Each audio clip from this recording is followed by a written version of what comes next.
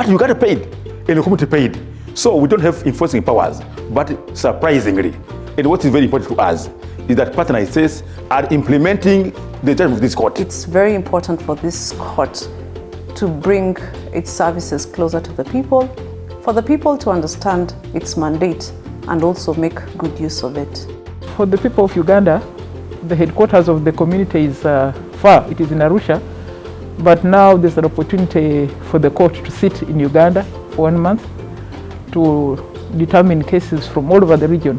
Our records showed that we had already received 75 cases, and cases are being filed every day. And the court has taken a very strict interpretation to this, that they actually don't have the latitude to extend time.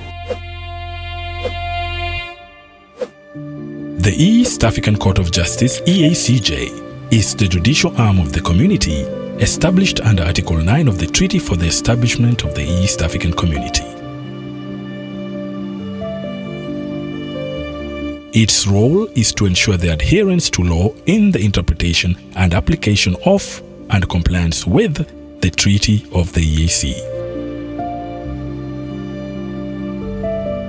It was established in November 2001 and marked 20 years of existence in November 2021. During the 20th anniversary, the court launched its Annual Judicial Conference in the Republic of Burundi and will henceforth be rotational in all EAC partner states. The court this year holds its second EACJ Annual Judicial Conference in Kampala, the Republic of Uganda, from 26th to the 20th October 2022. In order to understand the functions and mandate of the court, together with the successes, challenges, and future aspirations, we sat down with various stakeholders and leaders of the court and the EAC Secretariat on the eve of the Judicial Conference, which brings together hundreds of delegates from across the region, interested in forging a more just and impartial East African community through a people-driven integration process.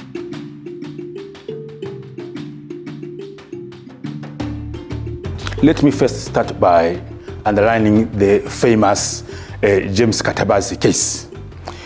This case was really a landmark case for our court, because James Katabazi and there were 14 Ugandan nationals who have been arrested, but when the High Court of Uganda gave them bail, the military personnel surrounded the court, High Court of Uganda, and they have not been released. That was, for Katabazi, that was a violation of the Constitution of Uganda, but also for him, it was also a violation of the treaty establishing the community. And then he came to this court. So this court, at least this was a landmark because it was about the rule of law, it was about the human rights. So it is like this court does not have human rights jurisdiction. If you read Article 27(2) of the treaty, but it refers to an external protocol on human rights. But this court has been given the mandate to ensure there is a interpretation, application, and compliance with this treaty. So this court can interpret any provision of the treaty, including the provision relating to human rights. So this court ruled that even though it does not have explicit human rights jurisdiction, but it cannot close its eyes when there is a violation of human rights, and also when there is a violation of rule of law. Let me tell you about the Honorable Sitenda Sebalo case from Uganda. So Sitenda Sebalo filed a case here against the Attorney General of Uganda for not having submitted his comments in time. So now the community has been ordered to pay more than $100,000, and Uganda was to pay a half of that one, $50,000. But Uganda paid, and the community paid. So we don't have enforcing powers. But surprisingly, and what is very important to us, is that partner states are implementing the judgment of this court. More importantly, if you see, for example, the Serengeti case, which URT, Tanzania, was planning to build a road in Serengeti National Park. But an NGO from Kenya filed a case against Tanzania that building this road would be also violating the treaty and the ecosystem of Tanzania and also of Kenya. But this court gave a permanent injunction against Tanzania not to build that road. And Tanzania implemented, accepted. So we are happy that the partner states have been implementing it, are even now implementing the court decisions.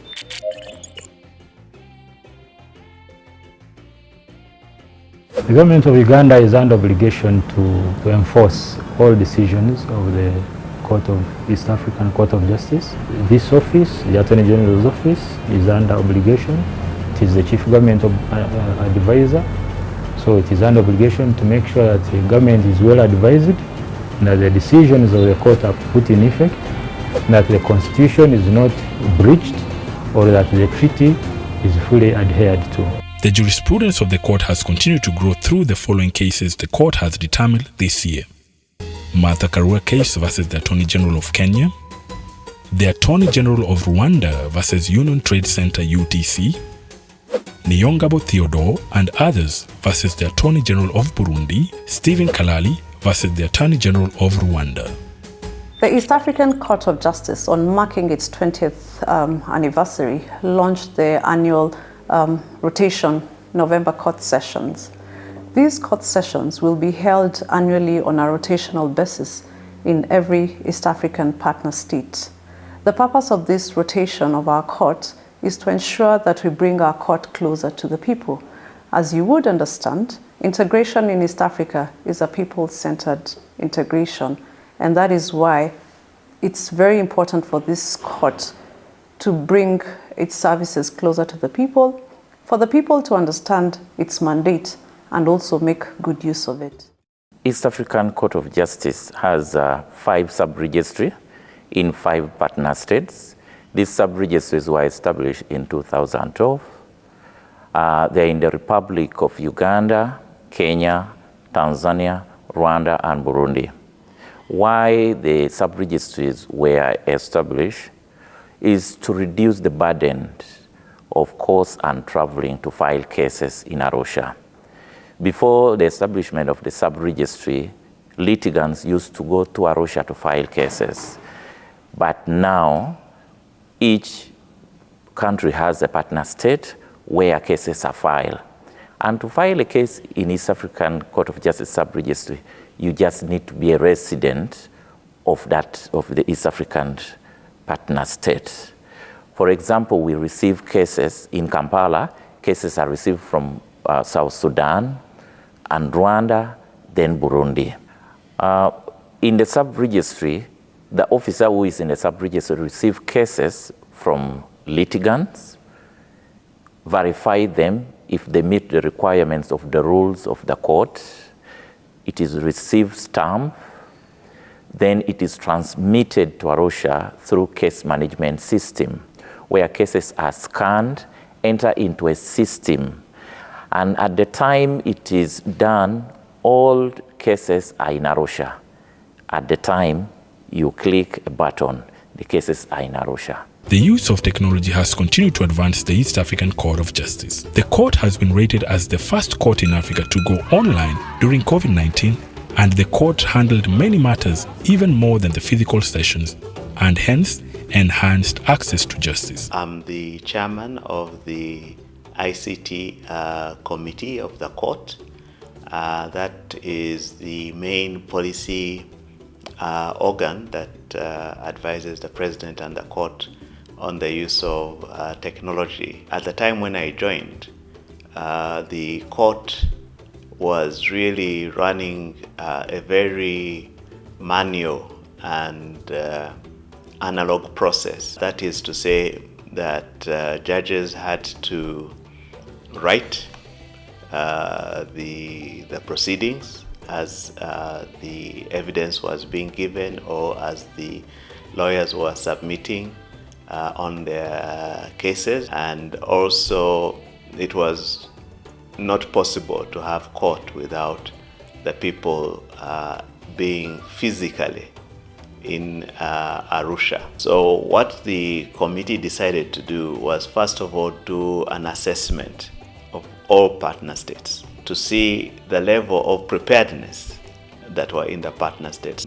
One of the things that we decided was then to put together a consultancy for a strategic plan, which we hope to run from this year 2022 to about 2026, and try and harmonize that with the court's processes. We thought this was a very important first step, because even though the court was now coming to celebrate 20 years in 2021, its strategic planning had not onboarded technology as a tool. The court rules having been amended to include provisions on use of case management and recording systems technology under Section 22, it has been possible to hear cases virtually even when a litigant is in prison, as was the case on Male H. Mabirizi K. Chiwanuka versus the Attorney General of Uganda. In this case, in collaboration with the Uganda prison authorities, the applicant was able to appear in court for the hearing of the case virtually via Microsoft Teams video conferencing application.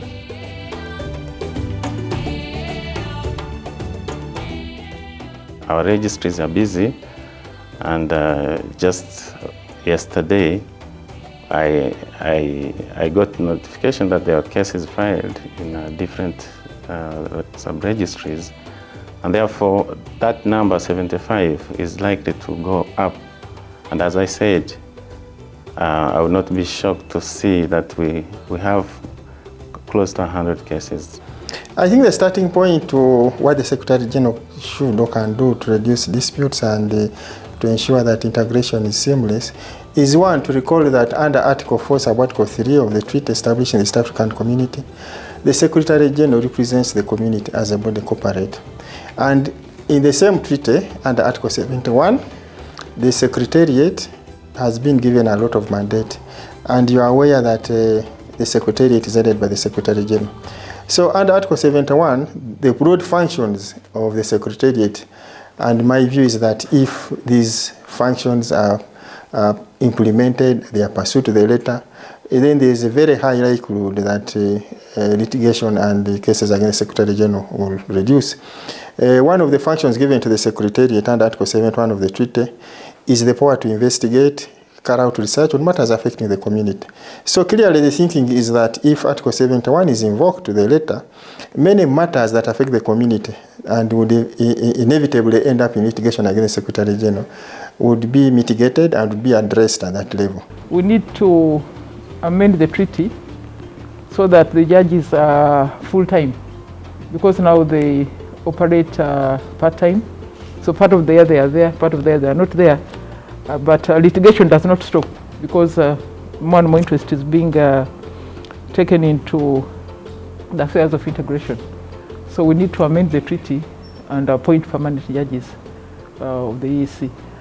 The financial, equally we need to ensure that all the member states are paying their subscriptions, so that there is no deficiency of funding.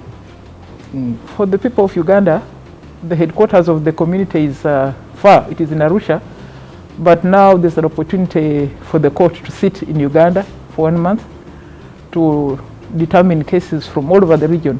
From my experience as a lawyer preparing cases before the court, there are so many cases we have not been able to file because of that limitation. We have advised the clients that simply you cannot file because you are out of time. And the court has taken a very strict interpretation to this, that they actually don't have the latitude to extend time. And indeed, when you look at the treaty, on that very article regarding that matter, the court cannot, for even a single day, extend the time because they don't have the jurisdiction to do that. Of course, it has affected us because some of the matters, require quick turnaround. And you can imagine that in some instances, by the time you go through the appellate division, the East African Court of Justice, you are doing 2-3 years. I think I have been in the corridors, I think, for the longest case, since 2013. Finally, was resolved in 2022. You can imagine from 2013 to 2022, and you cannot fault the court because the way they work is that they are constituted on an ad hoc basis. We received the notification that the court would hold its session in Uganda this year with a great appreciation. This is a rotational function which the East African Court of Justice has decided to implement. This year is Uganda's turn, and what we've done immediately is to avail the East African Court of Justice facilities for its court's operation in Uganda. We've given them space, chambers for judges, courtroom, offices for support staff in our commercial court building to enable them have a successful session and be able to render justice as it is their mandate to do. Language barrier has also continued to be a challenge to some litigants appearing before the EACJ. Article 46 of the Treaty for the Establishment of the East African Community provides that the official language of the court is English. This poses a challenge for litigants who are not comfortable presenting their cases in English and have to ask services of a translator. For example, the case of Eric Kabalisa versus the Attorney General of Rwanda was one instance where the applicant represented himself in court and was unable to argue his case in English because he is a French speaker. He had to seek services of a translator at his own cost. The court does not bear the costs for translation, but the applicant himself. Also, the case of Olo Sokwani versus the Attorney General of the Republic of Tanzania, where the witnesses were unable to use English and the court provided a staff to translate from Swahili to English. With the joining of the Democratic Republic of Congo, the court may receive cases, and therefore there is an urgent need to ensure the community introduces the use of translation services. We hope that through this small documentary, you have been able to gain more understanding of what the EACJ is about. It is your court, the East African people.